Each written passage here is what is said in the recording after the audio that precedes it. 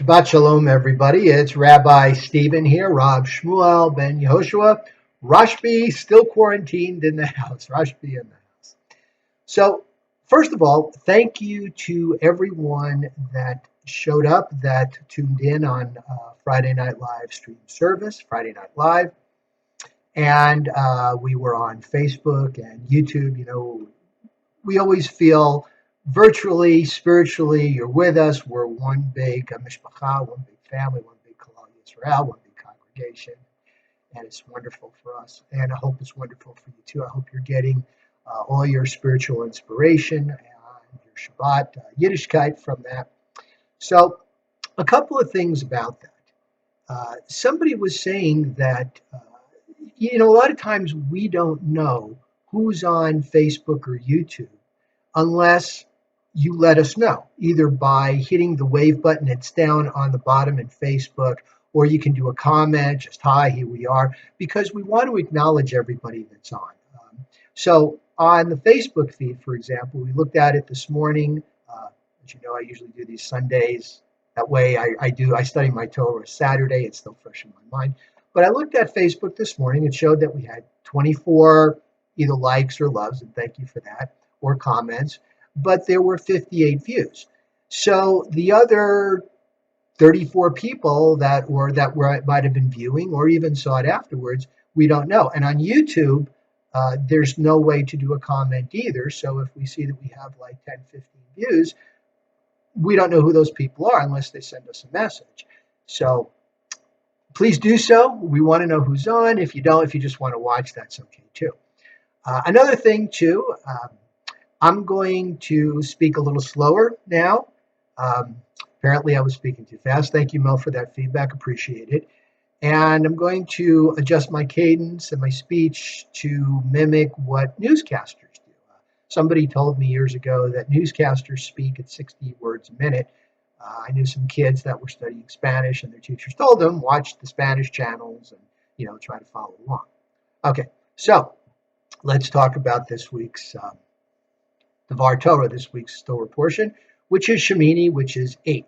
So we have the first 7 days. Now, if you notice, a baby boy gets circumcised after 8 days.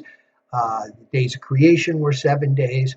And they compare that to sort of an octave, a range. And the 8th day starts with the second octave, the second range. The baby who has been circumcised now gets to live after a week of life, now gets to live the rest of his life as one tribe, one Kalal Yisrael. And also, the 7 days were also considered to be the building of the Mishkan, corresponding to the 7 days of creation. And now that the Mishkan was created, now people can go and have a physical place to worship God. Again, emphasize this. Doesn't mean God is only there. It's just a physical. Since we're physical beings, we need a physical place, and that's what that serves. So we have two main concepts, two big themes that happened during this portion. The first one was the tragedy of Nadab and Abihu, who were Aaron's, Aharon HaKohen Gadol, Aaron the high priest's oldest sons. And then, of course, he had the other two, Eleazar and Ittamar. They went into the Mishkan. They went into the tabernacle, went into the Holy of Holies with their fire pans. This is what they used to do with incense. They have their fire pan coal. They throw the incense, the whatever it was, whatever they used, the dust or charcoals on it for the incense, and that was part of the service. They went in with what's described as a strange fire. They did not use the incense mixture that God had prescribed to Moses in those measures, in the exact measurements. They went in and, they just decided to do it. As a result, they were killed. Their lives were taken. And there's a lot of commentary that go on this. On the very positive side, some people will say, well, their hearts were just so big, they wanted to serve God, they just went in. Other people will look at the other way. They will say, this wasn't the right time. God was very specific as to who should go in and when and under what circumstances and wearing certain garb. So it was really only the Kohen Gadol. So a lot of sages will say that these two were just kind of full of themselves. They thought, oh, wow, we're going to be the next, high priests. And, we can't wait till Moses and Aaron are gone. And, then we can do it. Or, you know, and that's what happens when you're willful and when you make your own rules. The other part of it is that, and this is something that's done after the incident, it says the commandment is don't go into the tabernacle after having alcohol. So the sages look at that and said, oh, they were drunk. They had too much wine. They were messing around. They were fooling around. They went in there when they should not have been in there, and thus they were punished. And a big lightning bolt came, and it took their souls, and their bodies were just left intact. I want to read you something from the Torah. I want to make sure I get this quote right, because this is what Moses says to Aaron. Because he says, do not mourn them.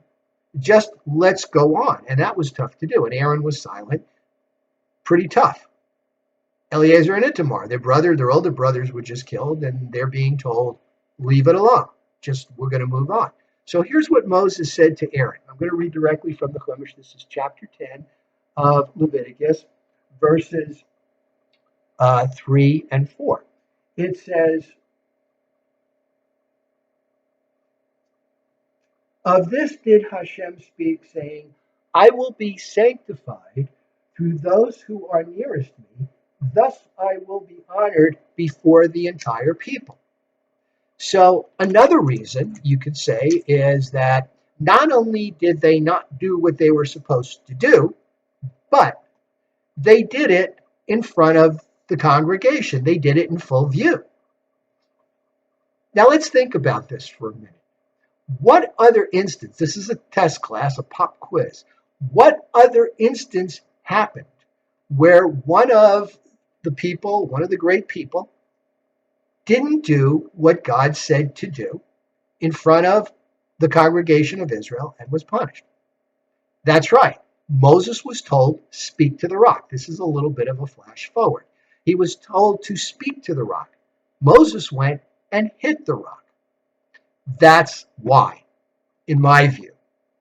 That's why Moses was punished and said, you will not go into the promised land. He didn't sanctify, and it even says, Moses says, and Deuteronomy, I did not sanctify Hashem. I was not sanctified. I will not be able to go into the promised land. And he did it in full view. He was warned. What does the Torah say about punishment? It says, if you are warned and you commit your offense in front of two witnesses, you're guilty. And that's what happened. So consider that. Next theme part of this particular portion, and we get introduced to an expansion of the laws of Kosher. So we heard earlier in the Torah that we don't cook a kid in its mother's milk. And the question came up, how long is it before when you eat meat that you can eat dairy? Don't know. It's not in the Torah. That's why we have the Talmud. That's the oral law. That's the commentary. Okay, the Dutch are an hour. The Spanish, I believe, are 3 hours. The Ashkenazi, the Germans, the real ultra-Orthodox, they're 6 hours. If you're a medical person, you know it takes about 3 hours to digest the food. So, an hour, 3 hours, whatever you're comfortable with. But we get introduced to various qualifications that an animal has in order to be edible, or for order us to eat. Now, one of the big themes is that an animal of prey, like a lion or a tiger or a wolf, for example, or birds of prey, like an eagle, a hawk, an ostrich, okay, they're not to be touched. They are non-kosher animals. One of the reasons, being birds of prey, what do? They eat other animals, and they've got blood in them. And one of the qualifications, one of the mandates of kashrut is that you drain the blood completely. That's why we use the salt. We use the kosher salt, which the granule is a little bigger than common garden variety table salt. Absorbs the liquid a lot better. So we don't eat an animal that eats blood lest we be eating blood. The other qualification that I'm sure everybody knows is, you have to have the cloven hoof and chew your cud. In other words, we're eating animals that don't eat meat, like cows, oxen, sheep, goats, certain domesticated birds like, doves, pigeons, they're kosher, chickens, turkeys, etc. fish, fins and scales, no shellfish, no sharks. Shark's actually a mammal, I believe. And also, swordfish is one of those, swordfish and catfish are one of those in the gray area, so we don't touch it. We put a fence around the Torah. Why do we eat kosher food? You'll be holy. That's why. The other thing is this. Judaism talks about what goes into your mouth, kosher food, and what comes out of your mouth, the idea of not gossiping. See, that's what it's all about. Purity going in, purity coming out. Better you should stay silent than you say something nasty, right? So that's it. Okay, I'm going to close there.